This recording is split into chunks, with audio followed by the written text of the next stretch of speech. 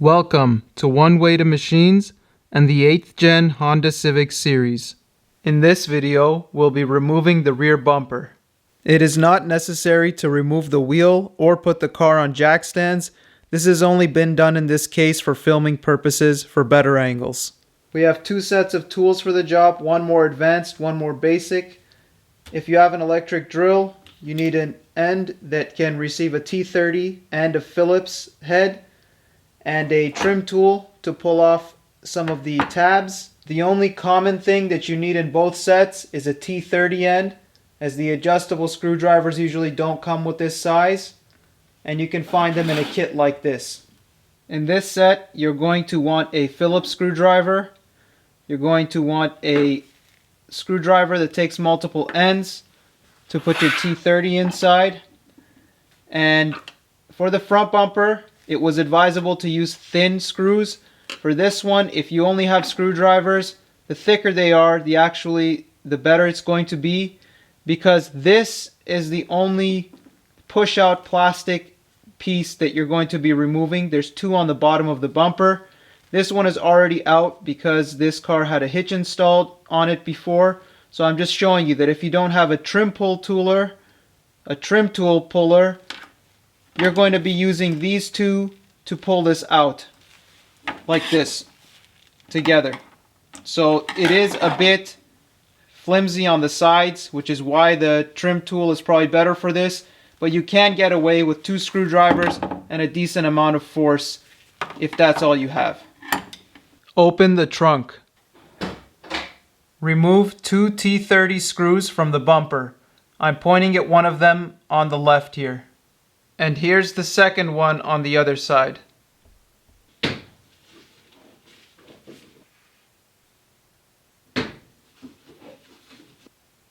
Next, we are going to remove two Phillips screws from each of the rear wheel wells. The first Phillips screw is located here along the trim line, and the second one is located vertically up here where the bumper joins the sheet metal of the car.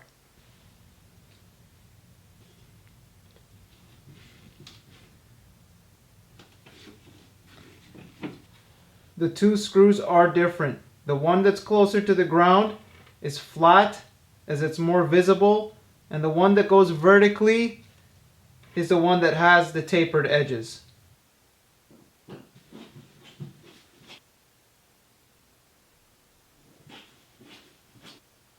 Place some foam pads underneath the rear bumper as you're going to lie down on your back to pull out two plastic pieces that hold the bumper from the bottom into a plastic under tray. We discussed this piece at the beginning. This vehicle has a hitch, so it's been replaced by zip ties through the same holes, so it holds the bumper to the hitch, creating that same aerodynamic effect that it had before. These are really important. Don't skimp on putting these back, because if you don't, your rear bumper is going to flap over time when you're on the freeway, and that can lead to the fatigue of the bumper and having it crack, and you can have poor fuel economy for it. So we'll go underneath and I'll simulate how to take this out.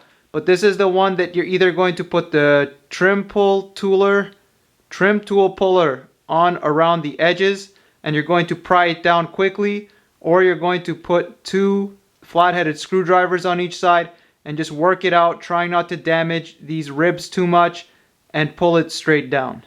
Alright, so here's the center emblem. We're going to go straight down. There's the hitch. And underneath here we are at the hitch. Now we're going to move slightly to the right. Here you can see the zip tie. So this zip tie goes through a hole. So this is the hole right there where the zip tie goes through. This is where this plastic tab piece used to be. So you're going to pry this out of this one, and it's important to put it back if you are just reinstalling the bumper. You can just push it in with your finger. And again, back to center. We go across the hitch here, and there's the second zip tie. So there's two of these. For the purposes of this video, I'll just be cutting the zip ties to take the bumper off, because they are restricting the removal of the bumper. Now, hold on to the bumper, making sure it's clean and your hands are clean, and pull out gently, releasing the tabs. You need to be very careful, as older cars, it's not uncommon for them in these areas for the metal to be rusted, the paint to be bubbling, or some kind of paint imperfection. So you need to be very careful. And I'll go around this specific car and I'll show you some things that are going on with this one, even though the paint's in pretty good shape, that you should look out for.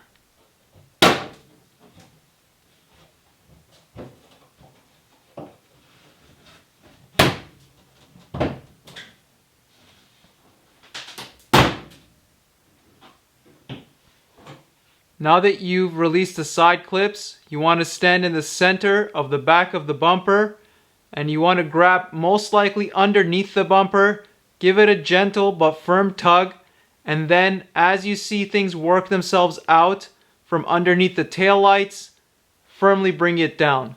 You can also put down a few foam mats underneath so that when you do bring it down, if one side flops over, it hits the ground and your paint doesn't get damaged on the concrete.